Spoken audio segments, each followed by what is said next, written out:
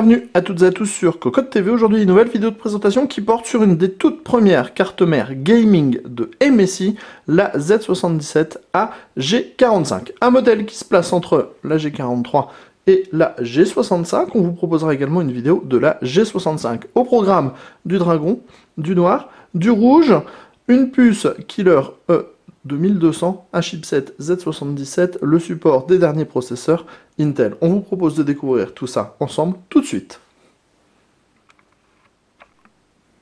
À l'intérieur de la boîte de la Z77AG45 Gaming, vous trouverez une backplate pour votre boîtier noir et rouge, un écusson MSI Gaming G-Series à coller par exemple sur la face avant de votre boîtier, ça sera très sympa. Les diverses notices d'utilisation, deux câbles SATA, un CD qui contient, un CD DVD qui contient les pilotes et les logiciels qui vont avec votre carte mère, et enfin, ça c'est très sympathique, c'est un petit Do Not Disturb, I'm Sorry, Busy Gaming. Ça c'est très sympa au niveau du gaming. Tout de suite on découvre la carte mère. Nous voilà maintenant au-dessus la carte mère, la Z77AG45 Gaming. On commence avec le connecteur 8 pins pour alimenter les 6 phases d'alimentation qui sont autour du CPU. On notera les deux radiateurs en aluminium. Les radiateurs reprennent la forme du dragon. On verra ça tout à l'heure quand on fera le petit tour en gros plan de la carte mère. On continue avec les ports DDR3. Vitesse maximum 2800 MHz en EC. Bien sûr, on note une petite prise fan ici. On en a une nouvelle ici également. Ici, on trouve les V-Checkpoint, une nouvelle prise fan, le connecteur 24 broches de l'alimentation.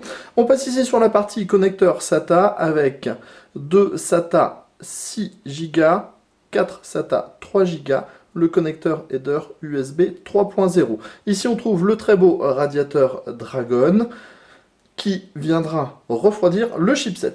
De ce côté-là, comme toujours, on a les différents connecteurs pour l'audio, les USB, ou encore le Power On, le Reset, on connaît depuis longtemps. Ici se trouve la partie connecteur PCI avec un PCI 1X, deux seconds PCI 1X, un quatrième PCI 1X, et on a ici les ports PCI Express 16X, ces deux-là sont à la norme 3.0, ces deux-là sont à la norme 2.0.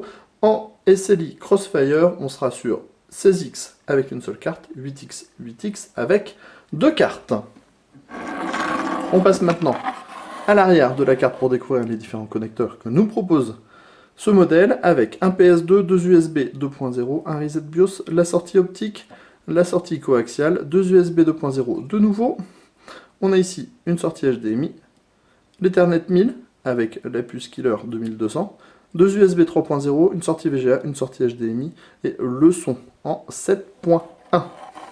On termine comme toujours avec un tour de plus près de la carte. On découvre ici les radiateurs qui reprennent la forme du dragon, le socket, les ports DDR3, les V-Checkpoint ainsi que le connecteur 24 broches pour la carte mère.